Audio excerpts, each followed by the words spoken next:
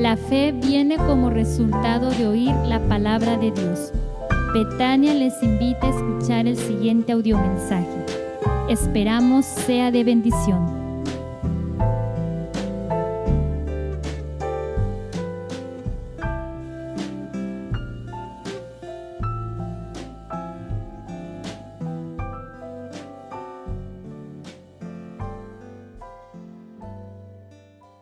Señor, te damos gracias en esta noche por la bendición de adorar su majestad. Recibe la gloria.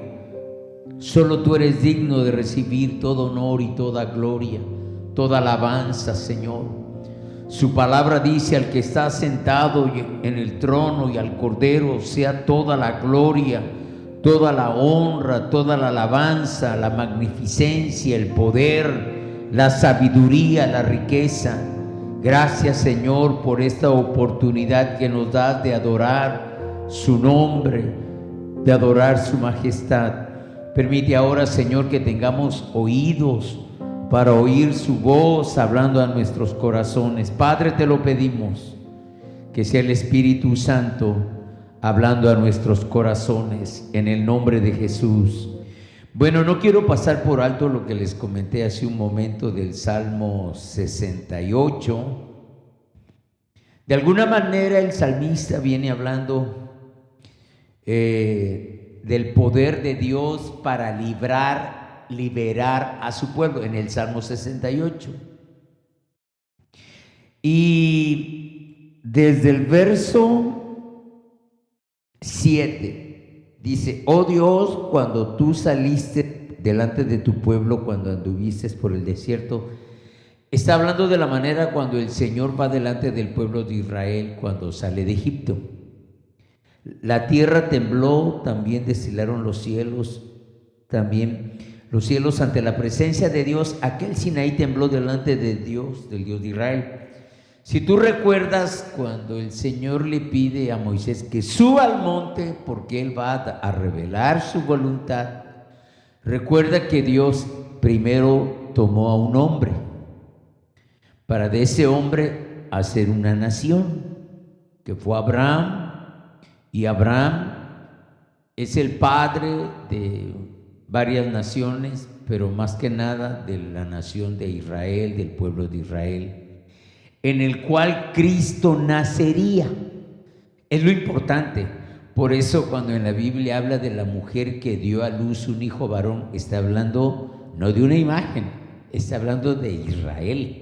Y dice: abundante lluvia esparciste, oh Dios, a tu heredad exhausta tú la reanimaste.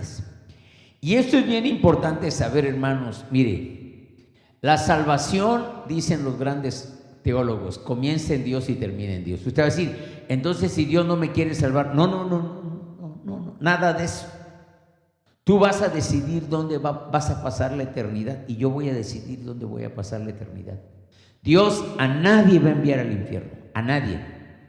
Tú y yo decidimos. O sea, la voluntad de Dios y la libre decisión del hombre son dos situaciones, dijo Spurgeon, que caminan muy juntas. Y como son paralelas, en una regla matemática dice que unas paralelas nunca se van a juntar. Y dice que el único punto donde las paralelas se van a juntar, estas dos paralelas, la voluntad de Dios y nuestra libre decisión, es en el cielo, en la eternidad. Y le voy a explicar algo. Yo creo que el Señor, Él dice que Él nos hizo y no nosotros a nosotros mismos. Y de alguna manera nosotros, por ejemplo, hermano, diametralmente o radicalmente mi vida ha cambiado después de que yo estoy tomando más tiempo para la palabra de Dios. Y yo creo que es indiscutible que nosotros necesitamos orar más, estudiar más, pero estudiar la palabra. Le voy a ser honesto, siempre, por ejemplo, la primera vez que leí los evangelios, todos los evangelios o todo el Nuevo Testamento, fue como rápido. Ahora, ¿por qué le digo esto? Porque usted va a decir: hermano, pues claro, por supuesto, te familiarizas con la palabra, Dice, los que son de tu grey han morado en ella, por tu bondad, oh Dios, has provisto al pobre. Siempre Dios se refiere a su pueblo como algo especial. El Señor daba palabra, había grande multitud de las que llevaban buenas nuevas. Huyeron reyes de ejércitos, y los que se quedaban en casa repartían despojos. Y de aquí en adelante empieza algo que es hasta cierto punto de estos misterios que tiene la Biblia. Mire cómo dice: bien que fuisteis echados entre los tiestos. Bueno, lo más simple que yo entiendo así es, tenemos una casa de teja, se rompe una teja y se avientan los tiestos. Se renueva, ¿no? Se rompe otra teja y se avienta a los tiestos. Allá, en los trebejos, en los tiestos. Otra vez. Bien que fuisteis echados entre tiestos. Y dice, seréis como alas de paloma cubierta de plata. El comentario que yo leí hoy dice, bueno, termino este versículo, y sus plumas con amarillez de oro.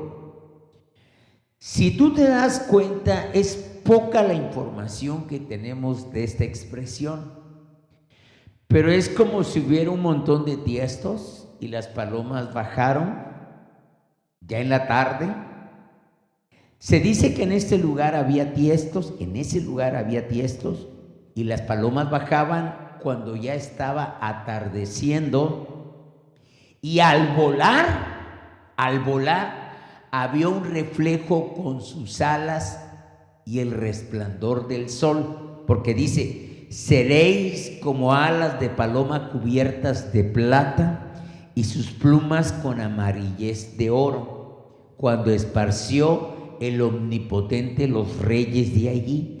Fue como si hubiese nevado en el monte Salmón. Y aquí empieza a hablar de un monte. Monte de Dios es el monte de Basán, monte alto de Basán. ¿Por qué observáis, oh montes altos, al monte que deseó Dios para su morada? Ciertamente Jehová habitará en él para siempre. Los carros de Dios se cuentan por veintenas de millares. Es de aquí donde sale la palabra miriadas, que son miles de millones. O sea, son miles de millones de ángeles. Los carros de Dios se cuentan por veintena de millares. El Señor viene del Sinaí a su santuario. Subiste a lo alto. Cautivaste la cautividad. ¿Dónde dice esto? Esto se repite en el Nuevo Testamento y es lo que nos da luz a la palabra, porque la palabra interpreta la palabra. Subiendo a lo alto, llevaste cautiva la cautividad y dio dones a los hombres, y aún nos constituyó. Efesios. Subiendo a lo alto, llevó. Entonces, ¿de qué viene hablando aquí desde el verso 11? Yo te dije que viene hablando de su pueblo. Y yo te voy a decir, hermano, de verdad, conocer a Cristo es otra historia. Nos saca del lodo, nos saca del fango, nos saca de lo peor para llevarnos a lo alto. Porque si te das cuenta, el salmista nos dice, cautivaste la cautividad. O sea, primero, ¿cómo destruyó la muerte? Destruyó la muerte con la muerte. Primero tomó cautiva la cautividad. Primero le arrebató al enemigo toda la autoridad que él tenía sobre nosotros. Recuerda que Adán le dio cuando el diablo tienta a Cristo, cuando Satanás tienta a Cristo, le dijo, mira, si te hincas y me adoras, te voy a dar toda la gloria. Y dice que le mostró toda la gloria del mundo. Y le dijo, porque a mí me la entregaron y a quien quiero se la doy. Y es verdad. Adán, porque nosotros ni idea, hermano, fuerte, ¿verdad? Ni idea tenemos cómo era el huerto del Edén. Ni idea. Cómo era el huerto del Edén de precioso, de perfecto, si todavía en el tiempo de Noé no llovía, se mantenía una neblina que regaba toda la tierra. La gente no, en el tiempo de Noé la gente no conocía. Era un mundo, el huerto del Edén era un mundo perfecto. No había enfermedad, no había muerte, no había llanto, no había tristeza, no había espanto. Y entonces nosotros concluimos que está hablando de su iglesia. Aquí está hablando de su iglesia. Porque dice la palabra del Señor, los carros de Dios se cuentan por veintenas de millares de millares. El Señor viene del Sinaí a su casa. Diga, nosotros somos templo de Dios. El Señor viene del Sinaí a su santuario. Subiste a lo alto, cautivaste la cautividad, tomaste regalo para los hombres y también, diga, y también para los rebeldes, para que habite entre ellos Jehová Dios. Destruyó a la muerte con la muerte, al sepulcro con el... Porque Él venció hermano, la muerte, ¿no? A Satanás lo venció la muerte, venció el pecado. Bendito su nombre. Hoy quiero compartir con ustedes algo que siempre nosotros nos preguntamos: ¿por qué la adversidad? ¿Por qué la desgracia? ¿Por qué la tribulación? Sófocles dijo esto: los males del momento, cuanto más breves, mejores. Lo voy a repetir: los males del momento, cuanto más breves, mejores. Muchas personas que han tenido que pasar adversidades, problemas, dificultades, desgracias, y lo han hecho con una actitud, ojo aquí, y lo han hecho con una actitud sensible, receptiva y abierta al aprendizaje. Fíjate con qué actitud atravesamos nosotros una dificultad y con qué actitud atravesamos otra. Voy a volver a repetir: muchas personas que han tenido que atravesar dificultades, problemas, adversidades y desgracias, y lo han hecho con una actitud sensible, receptiva y abierta al aprendizaje, han concluido que después de hacer un balance reflexivo y desapasionado de lo vivido, que a pesar de todo, los tiempos difíciles nos enseñan mucho. Hay un salmo que José estaba en la cárcel y que Dios lo probó hasta el día, la hora, el minuto, el segundo que Dios había dicho. Yo te podría decir de todas mis tristezas lo que te he dicho muchas veces cuando Susi era bebé y pasamos Navidad en México y yo no tenía para comprar un pan Bimbo. Ya venían en 2 días Navidad o en 3 días. Y ella tenía 2 discípulos, muchachitas, y ella les enseñó la palabra por 2, 3, 4 meses, no sé cuántos meses. ¿Vale? 6 meses. Y ella dijo, fíjate, como que ya percibíamos que el Señor nos iba a decir. Y dijo, mire Eli, voy a tener mi Navidad con ella en mi cierre de año y aquí la dejo. Pero las discipuló, les sembró la palabra. Y me acuerdo que me dijo, tan sencillo como esto, dame para un Bimbo para llevar. Yo quería llevar un Bimbo. Y me molesté mucho y le dije, ¿qué no te das cuenta que no tengo ni para un Bimbo? Y ella dijo, pues llora tus amarguras. Se salió de la recámara. Y yo me acosté con los pies, cuando uno tiene la rodilla en el colchón así y uno está pisando el piso, y me acosté. Yo le dije, Dios, así pagas a los que te sirven, yo te he servido. Bueno, apenas tenía como 3, 4 años, no, menos. Bueno, predicando más, pero casados teníamos como 4 años, 3 años, 4 años. Y con amargura en mi corazón, A los pocos días después de tomar, porque mire hermano, cuando tú pasas un tiempo difícil, tú tienes que saber por qué.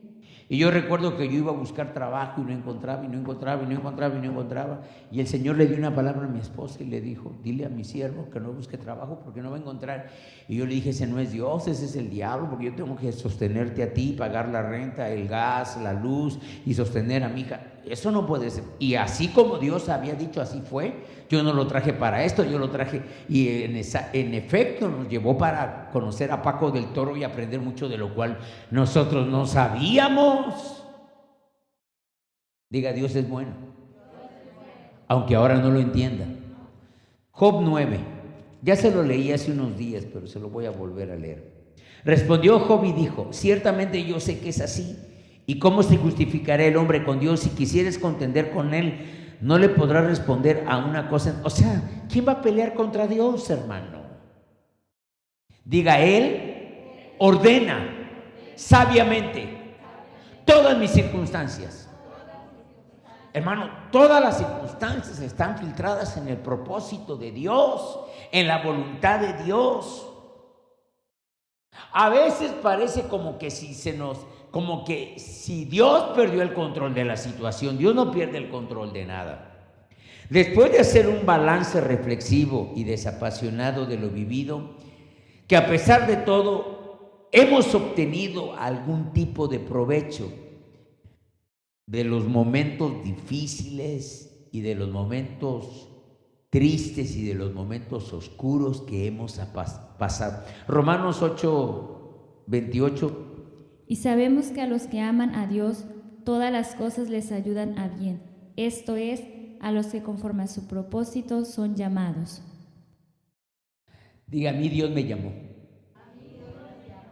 para vida eterna. Y si me pierdo, es por necio.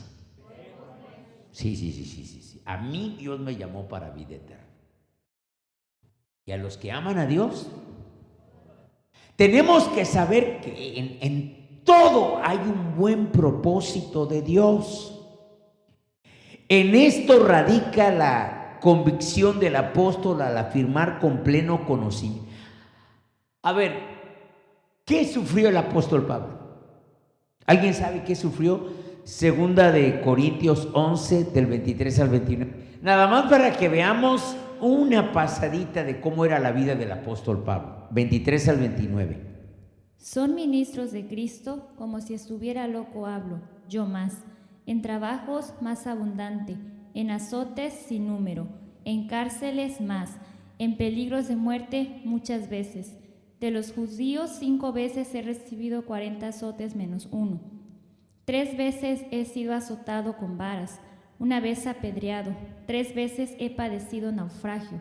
1 noche y 1 día he estado como náufrago en alta mar, en caminos muchas veces, en peligros de ríos, peligros de ladrones, peligros de los de mi nación, peligros de los gentiles, peligros en la ciudad, peligros en el desierto, peligros en el mar, peligros entre falsos hermanos, en trabajo y fatiga, en muchos desvelos, en hambre y sed, en muchos ayunos, en frío y en desnudez, y además de otras cosas, lo que sobre mí se agolpa cada día, la preocupación por todas las iglesias. ¿Quién enferma y yo no enfermo? ¿A quién se le hace tropezar y yo no me indigno? Muchos líderes eclesiásticos no trabajaban físicamente, pero él sí. Él trabajaba con sus manos, de día y de noche, para sostenerse a él y a los que estaban con él. Que el sufrimiento produce perseverancia, porque el sufrimiento produce entereza de carácter, perseverancia. La perseverancia entereza. La entereza de carácter produce esperanza, y esta esperanza nunca nos va a defraudar. Esto dice Romanos 5, del 3 al 5.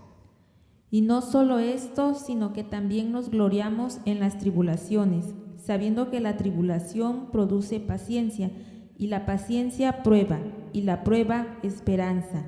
Y la esperanza no avergüenza, porque el amor de Dios ha sido derramado en nuestros corazones por el Espíritu Santo que nos fue dado. Amén. Qué bueno, hermano. Dios siempre, hermano, Dios está formando en nosotros un carácter semejante al de Cristo. Hermanos, si nosotros, o sea, ¿qué van a decir los que hablan ahorita mucho de que nunca nos vamos a enfermar, de que vamos a progresar? Sí, Dios va a bendecirnos, hermanos. Por eso yo leí primero el Salmo, porque al final, hermano, yo he pasado situaciones terribles y malas y difíciles en la salud, en las finanzas, pero ¿sabes? Dios está buscando de nosotros un carácter firme, un carácter entregado, un carácter que no va a ir hacia atrás bajo ninguna circunstancia y en ningún problema. Recuerde que el sufrimiento produce perseverancia y la perseverancia entereza. Creo que esto lo dice NBI. Y la entereza de carácter produce esperanza y esta esperanza no defrauda, no avergüenza. Esto dice Romanos 5, del 3 al 5.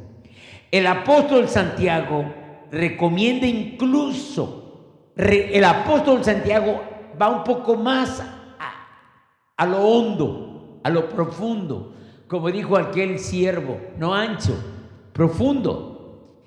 El apóstol Santiago recomienda incluso considerarse muy dichoso cuando nos tengamos que enfrentar a diversas pruebas. Hermano, el tiempo bueno, el tiempo de salud, el tiempo de abundancia deforma nuestro carácter, lo hace malo.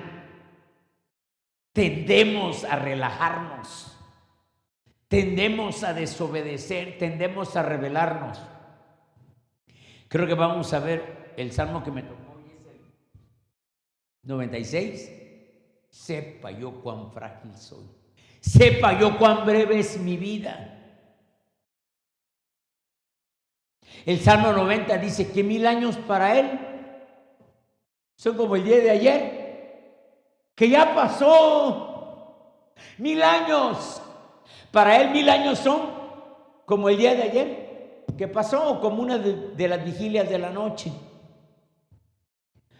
Con la seguridad de que al considerar la prueba como una bendición, que al final la constancia producida por el sufrimiento debe llevar a feliz término la obra para que seamos perfectos e íntegros sin que nos falte cosa alguna, dijo Santiago 1 del 2 al 4. Santiago 1 del 2 al 4.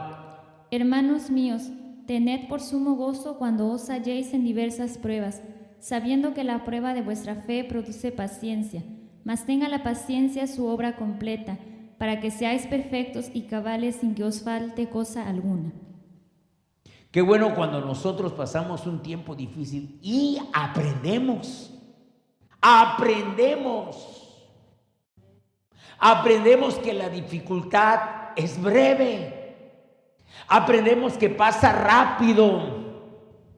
En estos versículos de Santiago y del apóstol Pedro está implícito que cuanto más pronto y rápido se aprenden las lecciones derivadas de los tiempos difíciles, mejor.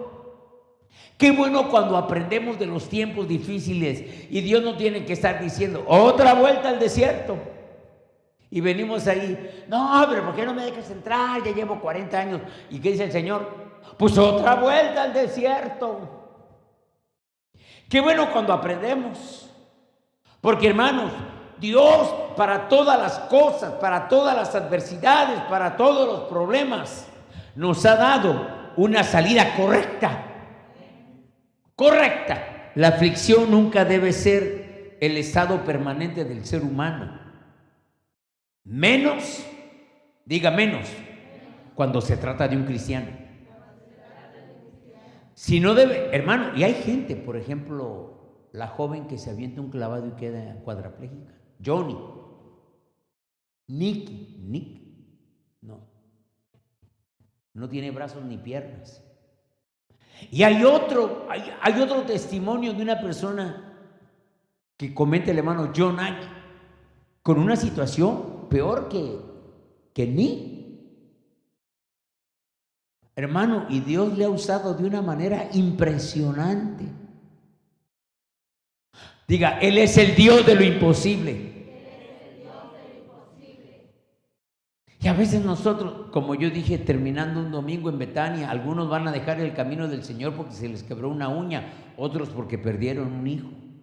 No sé hasta dónde tú has puesto tu mirada en Cristo y has dicho, pase lo que pase, suceda lo que suceda, se pierda lo que se pierda, se enoje quien se enoje. Yo voy a seguir a Cristo hasta el final, hasta el último día de mi vida. Yo voy a seguir, porque la Biblia dice que no hay otra manera de ir al Padre si no es por Jesucristo. La aflicción nunca debe ser el estado permanente del ser humano, y menos si somos cristianos. En efecto, por provechosa que pudiera llegar a ser, nadie desea por mucho tiempo permanecer sumido en la tristeza, en la aflicción o en la desesperanza. Después de todo, la vida es breve. Salmos 39, que leí hoy, versículos 4 y 5. Hazme saber, Jehová, mi fin, y cuánta sea la medida de mis días. Sepa yo cuán frágil soy. He aquí, distes a mis días término corto, y mi edad es como nada delante de ti. Ciertamente es completa vanidad todo hombre que vive. Salmos 78, 39 y Eclesiastés 6, 12. Salmo 78, 39. Se acordó de que eran carne, soplo que va y no vuelve. Amén. Se acordó. Qué bueno cuando nosotros oramos, acuérdate que somos polvo, Señor, que somos como la hierba del campo que florece en la mañana y en la tarde se marchita y se seca y después se va y no conoce el lugar. Acuérdate que somos soplo que va y no vuelve. Eclesiastés 6:12. Porque ¿quién sabe cuál es el bien del hombre en la vida? Todos los días de la vida de su vanidad, los cuales él pasa como sombra, porque ¿quién enseñará al hombre qué será después de él debajo del sol? Gracias. Recuerde que Eclesiastés es la reflexión de un hombre sin Dios y sin Cristo, que no sabe qué pasa después de él, que no sabe, hermano, mucha gente cree que la vida lo es todo, cuando la vida es un instante de nuestra existencia. Porque nosotros vamos a pasar la eternidad en el infierno, la eternidad con Cristo. Y entonces nosotros necesitamos aprovechar este tiempo de la mejor manera. Y la mejor manera es estudiando la palabra y orando más.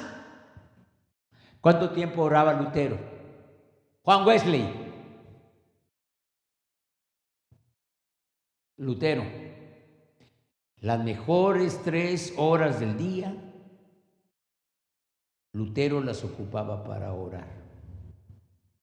Nosotros encontramos que la vida es breve y esta es una razón más para desear que las aflicciones que debemos sortear en el camino de la vida sean breves, porque la vida es corta. A causa de esto, Dios ha hecho arreglos para que las desgracias o sufrimientos eventuales, merecidos o no, porque algunas desgracias vinieron sin merecerlas, ¿o no? Y otras, nosotros las fuimos a buscar. Los tiempos difíciles, eventuales, los sufrimientos, las desgracias, merecidas o no, no se prolonguen de manera innecesaria en la vida de las personas. De hecho, el apóstol Pablo describe así de manera expresa la breve duración de los sufrimientos del creyente en contraste con la permanencia de las lecciones aprendidas. Segunda de Corintios 4:17 dice: pues los sufrimientos ligeros y efímeros que ahora padecemos producen una gran, eterno valor, muchísimo más que todo el sufrimiento.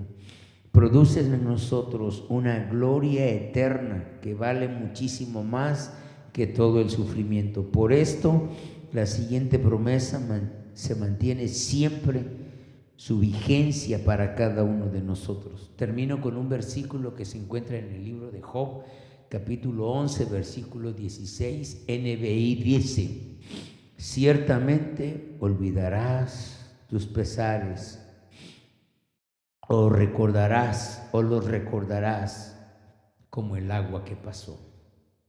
Ciertamente olvidarás tus pesares. Cuando tú vienes a Cristo y le entregas todo tu corazón,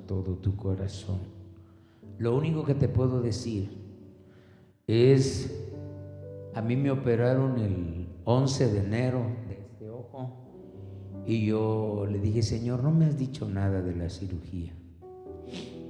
Eso se lo pregunté el 2 de enero, sábado. El 3 de enero fue domingo, porque venimos a comprar la comida del domingo. Y cuando regresé a Tierra Blanca, el Señor me habló. Dijo: no hay problema, yo estoy contigo, no va a pasar nada, no te preocupes. Y yo casi, ¿cómo que no me preocupe? A mí nunca me habían operado. Olvidarás las situaciones difíciles o te acordarás de ellas como aguas que pasaron. Gracias te damos, Señor, por tu presencia, por todo lo que nos has permitido, Señor. Muchas gracias por la vida de cada uno de los hermanos, por tu palabra. Gracias, Señor. Ahora vamos a ser despedidos y te pedimos, Señor, que tu Espíritu Santo sea con nosotros, que la gracia de nuestro Señor Jesucristo sea con cada uno de nosotros. Guárdanos, Padre mío, en el nombre de Jesús te lo pedimos. Amén. Que el Señor les bendiga.